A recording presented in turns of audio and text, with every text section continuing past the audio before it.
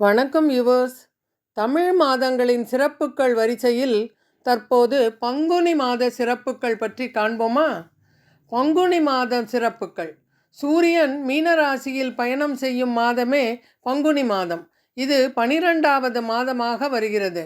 மீன மாதம் என்று அழைக்கப்படும் இந்த மாதம் அனைத்து சுப காரியங்களும் செய்ய உகந்த மாதமாகும். கிரகப்பிரவேசம் செய்வதற்கு மட்டும் உகந்ததில்லை. இந்த மாதத்தில் வரும் உத்திர நட்சத்திரம் மிகவும் சிறப்பு வாய்ந்தது. தெய்வங்களின் திருமணங்கள் நடந்ததாக சொல்லப்படும் நாள். சிவன், பார்வதி, முருகன், தெய்வ யானை, ஆண்டாள், ரெங்கமன்னார் போன்ற தெய்வங்களின் திருமணங்கள் பங்குனி உத்திரத்தில் நடந்ததாக புராணங்கள் கூறுகின்றன. ஸ்ரீரங்கத்தில் அன்று ஒரு நாள் மட்டும் ரங்கநாதரும் ரங்கநாயகி தாயாரும் சேவையில் பங்குனி உத்திர மண்டபத்தில் எழுந்தருளி பக்தர்களுக்கு அருள்பாலிப்பார்கள். அன்று பெருமாள் தாயார் முன்பு கத்தியத்திரயம் சேவிக்கப்படும். முருகன் கோவில்களில் முருகனுக்கும் தெய்வ யானைக்கும் திருமணம் நடைபெறும். எண்ணற்ற பலன்களை தரும் விரதங்களில் ஒன்று பங்குனி உத்திர விரதம். இதை கல்யாண விரதம் என்றும் திருமண விரதம் என்றும் கூறுவார்கள்.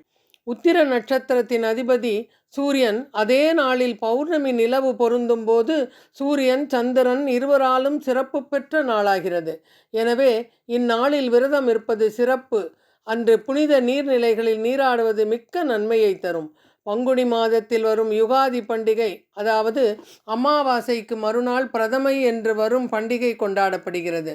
அன்று ஆந்திராவிலும் கர்நாடகாவிலும் புத்தாண்டு கொண்டாடப்படுகிறது.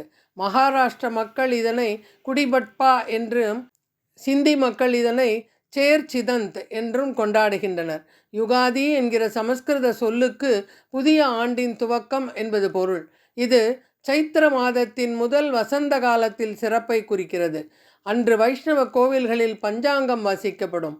பங்குனி மாதத்தில் வரும் வளர்பிறை ஏகாதசிக்கு ஆமலக்கி என்று பெயர். அன்று மகாலட்சுமியின் அம்சமான நெல்லி மரத்தின் அடியில் பூஜைகள் செய்து வழிபடுவதால் இதற்கு ஆமலக்கி அல்லது ஏகாதசி என்று பெயர் ஏற்பட்டது. ஆமலக்கி ஏகாதசி விரதம் இருந்து திருமாலை வழிபட்டால் கோதானம் செய்த பலன் கிடைக்கும். நினைத்த காரியங்கள் நிறைவேறும். பங்குனி மாதத்தில் வரும் தேய்பிறை ஏகாதசி விஜயா ஏகாதசி என்று அழைக்கப்படுகிறது. விஜயா ஏகாதசி விரதம் கடைபிடிப்பவர்களுக்கு எடுத்த காரியங்கள் தடையில்லாமல் நடக்கும். எதிரிகளை வென்று வெற்றி கிடைக்கும். பொருளாதார முன்னேற்றம் ஏற்படும். இந்நன்னாளில் துளசி மாலை சார்த்தி பெருமாளை வழிபடுவது மகத்தான பலன்களை தரும். ராமன் பிறந்தது பங்குனி மாத வளர்பிறை நவமியும் புனர்பூச நட்சத்திரமும் கூடிய நன்னாளில். ஸ்ரீமன் நாராயணனின் 10 அவதாரங்களில் ராம அவதாரமும் ஒன்று. இவ்வுலகில் மனிதனாக பிறந்து எப்படி வாழ வேண்டும் என்று மக்களுக்கு வாழ்ந்து காட்டியவர். விஷ்ணு சகஸ்ரநாமத்தில் பார்வதி சிவபெருமானிடம் எளிய மக்கள் சகஸ்ரநாமம் முழுவதையும் சொன்ன பலன் கிடைக்க எந்த நாமத்தை சொல்ல வேண்டும் என்று கேட்டபோது சிவபெருமான் ராமநாமத்தை சொன்னால் மகாவிஷ்ணுவின் 1000 நாமங்கள் சொன்ன பலன் கிடைக்கும் என்று கூறினார். அவ்வளவு பெருமை வாய்ந்தது ராமநாமம். ராமனின் கதையை கேட்பதும் சொல்வதும் மிகச் சிறப்பு. ராமநாமம் எங்கெல்லாம் ஒலிக்கிறதோ அங்கெல்லாம் ஆஞ்சநேயர் பிரத்யட்சமாகி பக்தர்களுக்கு அருள் பாலிப்பார்.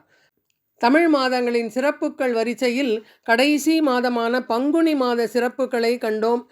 இந்த சிறப்புகளை எழுதி நமக்கு வழங்கியவர் ஸ்ரீமதி அலமேலு ரங்கராஜன் அவர்கள். Thank you ma'am. தமிழ் மாதத்தின் முதல் மாதமான சித்திரை மாத சிறப்புகளுக்கு காத்திருங்களேன். நன்றி, வணக்கம்.